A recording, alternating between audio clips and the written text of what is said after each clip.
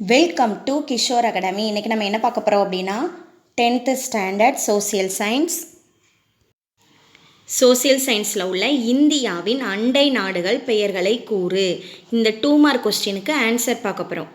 அண்டை நாடுகள், அண்டை நாடுகள்னால் என்ன? பக்கத்து நாடுகள். நம்ம இந்தியாவுடன் எந்தெந்த நாடுகள்லாம் நில எல்லைகளை பகிர்ந்து கொள்கிறதோ அதுதான் என்னது? அண்டை நாடுகள் அல்லது பக்கத்து நாடுகள். அது எதெல்லாம் பார்க்கலாமா? பாகிஸ்தான், ஆப்கானிஸ்தான், சீனா, நேபாளம், பூடான், வங்காளதேசம், மியான்மர், இலங்கை.